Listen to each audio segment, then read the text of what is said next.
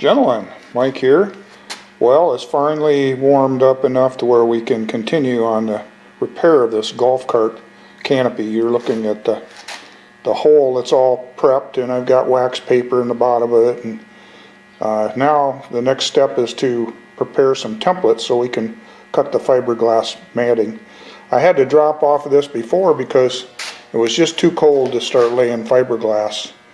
So it's warmed up a little bit today, and you probably can't see this. It's probably all faded out, washed out, but yeah, it's about 60 degrees out there, so everything's looking pretty good. And I got the door open, so next thing to do is to get going on making this template. So I've never laid fiberglass on this thin thermoplastic, and I just don't know how this is going to work out. This could be a terrible disaster, but we're going to give it a try, and if all I can get done here is to patch the hole up so it doesn't leak rain through, I'll be happy. So let me get my shears and I'll get going on fitting some templates, some patterns here. This is just wax paper here, and it's good because it's transparent enough to where you can see through it, and that's what we need to do here. So I'll cut it roughly to shape so that it fits in there a little bit.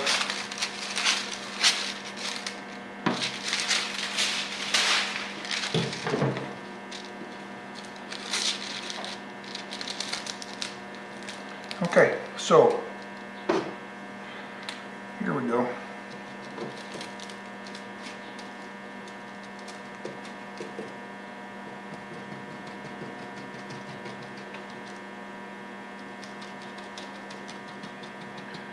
I'm just giving myself a little guideline here.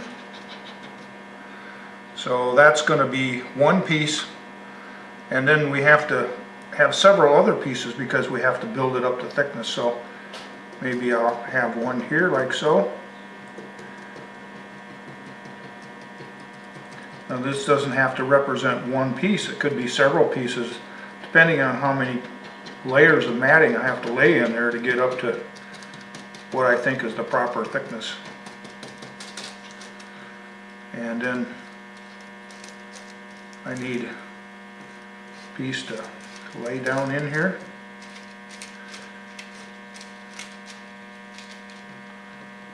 And this is the exact hole size.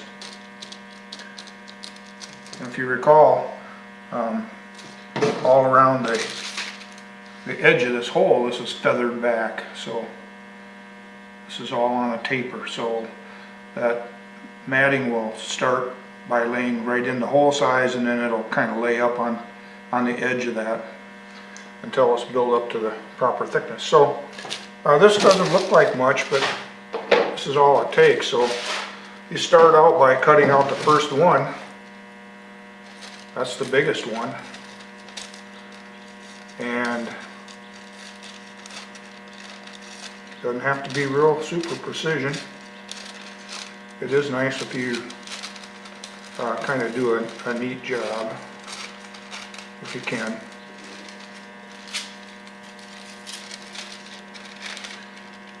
Okay.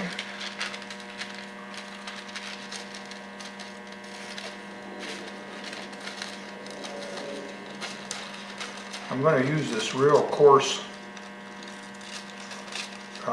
matting.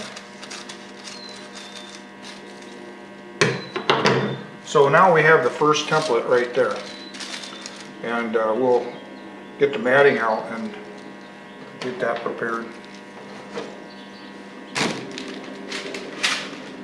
So this is the matting that I'm going to use, and you can see it's very coarsely weaved, and it should do nicely for what I'm looking for. And so get that out of the way, and so now we take our little template here and we fit it in here like so, and mark that out. And that'll be our first piece. And we'll pre-cut all of these. Yeah, I buried my pen. We'll pre-cut all of these and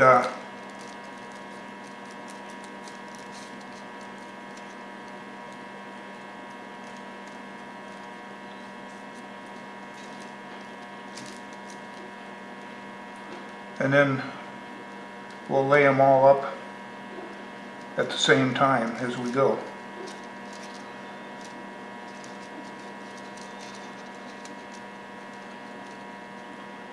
So, okay. Nothing too precision about this. So now you see, there's our first piece of matting, and we'll just cut this out with shears.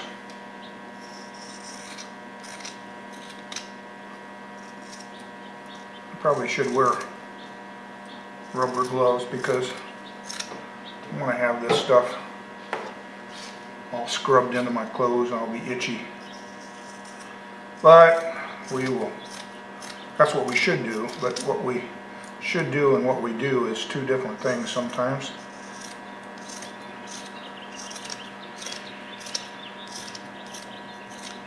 So you see that's one of our final pieces right there.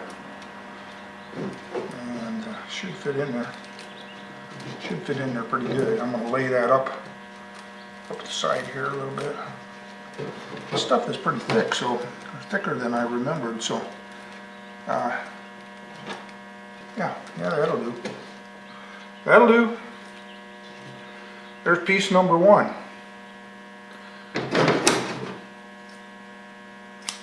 So now on to the next piece. We're going to find our pattern, which is here. The next piece is going to be here. I think 3 pieces is going to do enough to get us to where we want our thickness to be. As I look at it here,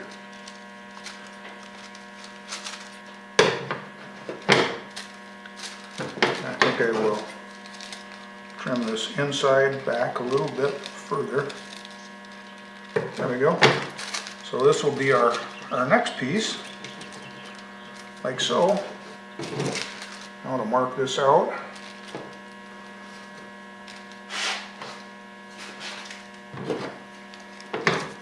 That'll fit right in there like so.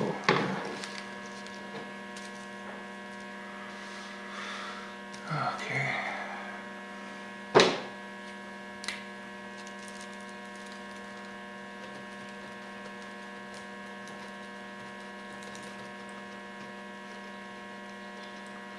Like I say, nothing too precision about this.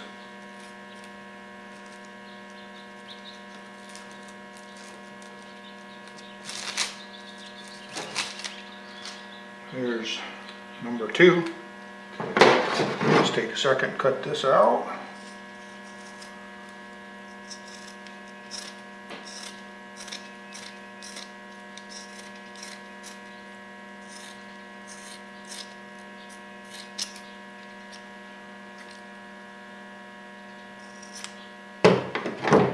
That'll be our second piece right there. Yep, okay. Yeah, that'll be good. Okay, so there's the first piece, and I'll put it over there, second piece. Now for our third piece, this one will go right down in the hole.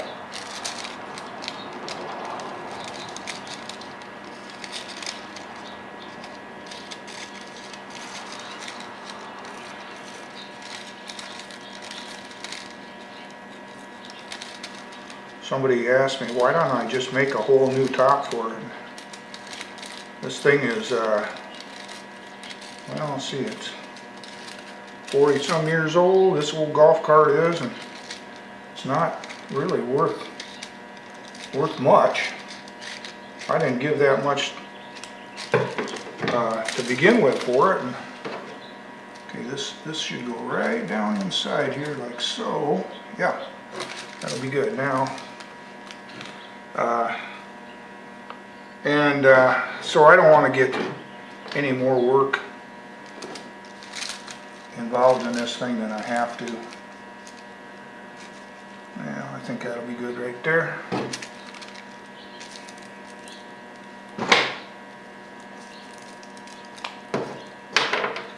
Well, I hope this isn't out of the camera frame.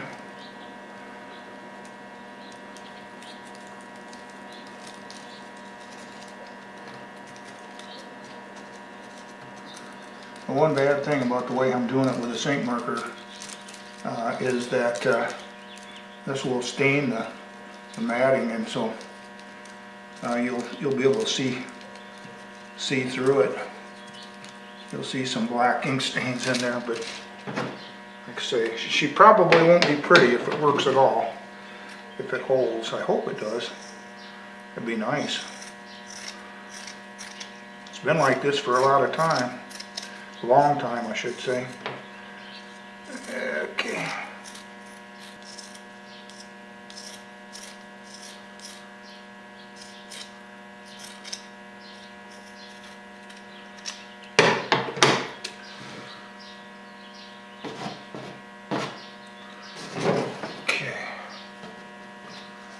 Save all those little pieces because you can actually make a kind of a, you can cut that up real fine and use that as filler. You can mix it in with your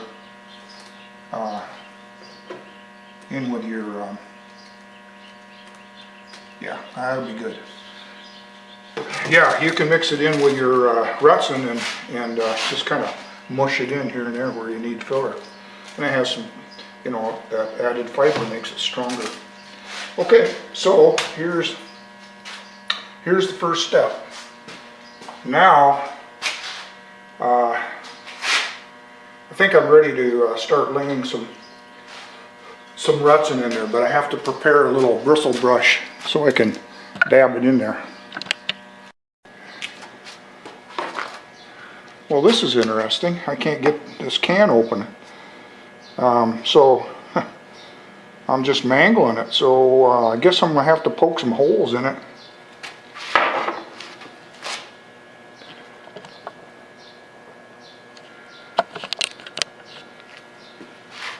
Yeah, I'll put a hole up here and a vent hole down here.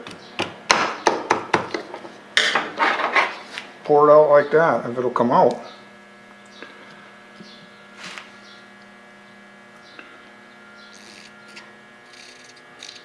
Well, it's coming out a little bit.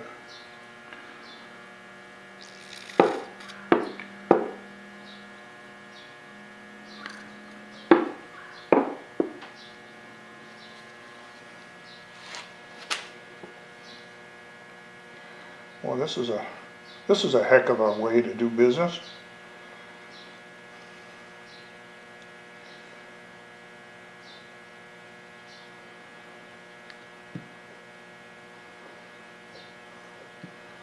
I'm just putting this into a top of a Tupperware lid.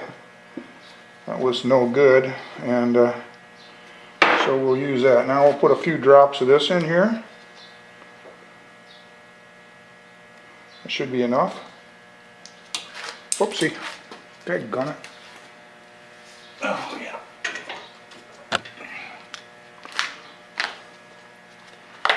And here's my bristle brush. You don't want to mix a whole lot of this up at the same time because, as you know, as soon as I put that hardener in there, it's going to start curing. So I'd rather do several mixes. Okay, so now over to the canopy, and we'll start putting that in there. As I said before, I don't pretend to be an expert at this. Now, what I do on this first layer, what I like to do, and I'm going to put some weights here too to make sure that's down there good. But what I like to do is I like to start out by putting some resin down in there. Now I got about 10 minutes before this stuff starts setting up on me.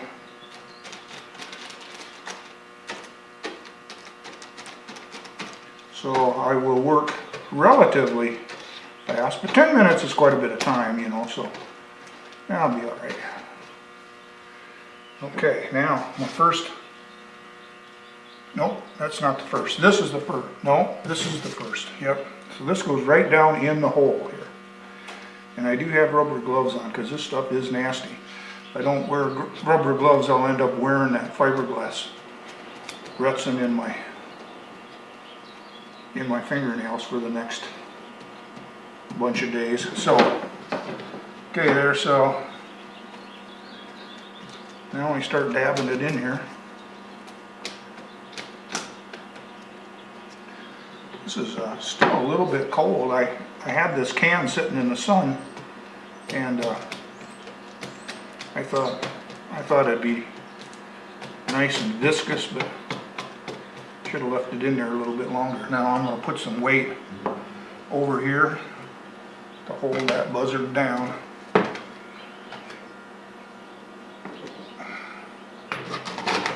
Hopefully you can still see it. Okay.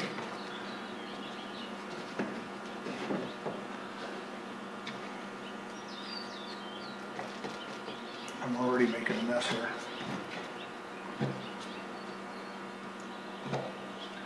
Get those fibers in there, that's what makes it strong. Strong as bull.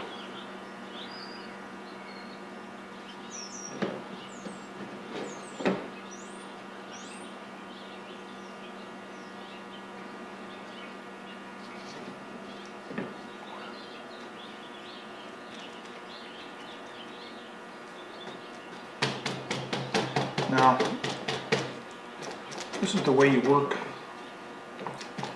That's the way you work the resin into the fibers. You kind of use the end of the bristles and it kind of pops the bubbles and kind of works it in there. So there's pretty much our first layer. Make sure you wet that cloth real good. And I see I didn't near mix enough, but that's okay, because like I say, it's better to mix several batches than to mix too much and have it set up and have to throw it away. You can see that that's stained. That ink marker stained it, but that's okay. We don't care. All right, there's the first one. I think I can lay the second one in there. Let's see, is that the second one? Or is that the final one? That's the final one, I think. Let's see. Yeah, here's the second one.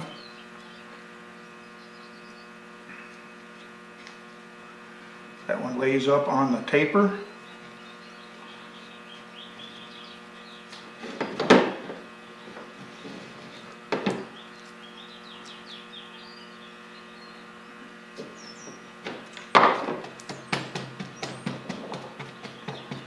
You see how those fibers kind of overlap each other? I gotta go mix some more. Gotta go mix some more goop. I'll be back in a sec.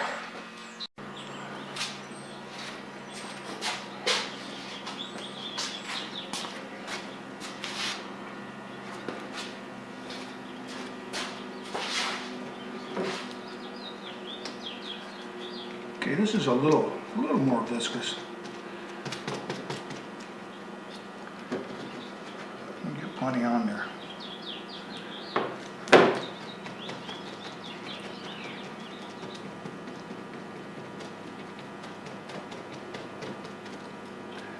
Yeah, you want to wet that in there good. You don't want it dry. Dry is weak, so you got to get enough resin in there.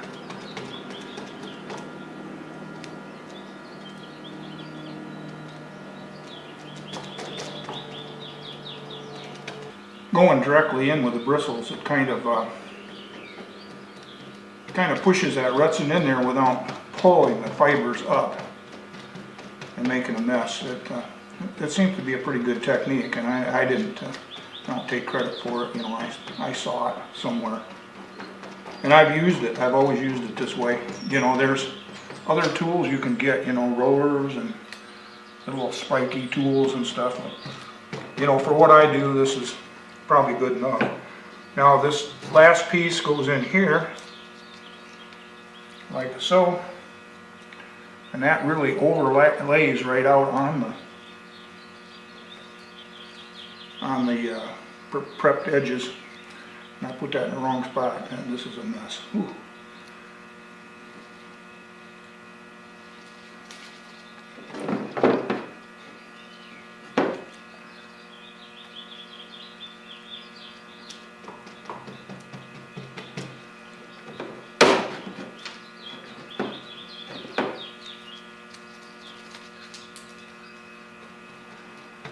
I'm going to have to mix some more here in a sec, but that's okay.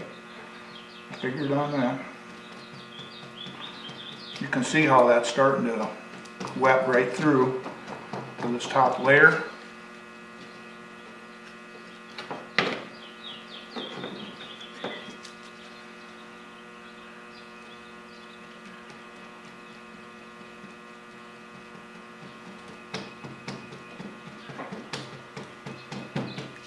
This could be a disaster. This might not work, but I'm not out anything if it doesn't.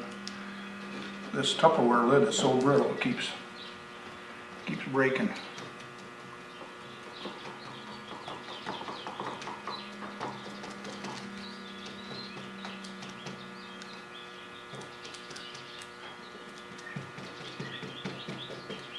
You can kind of see the air bubbles in there where it hasn't wet through because it's kind of white.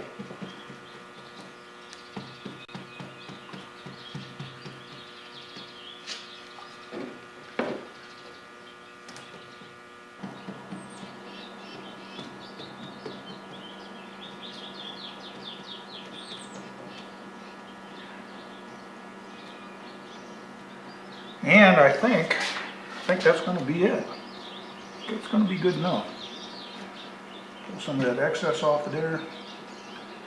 Pull some of the hair out of there.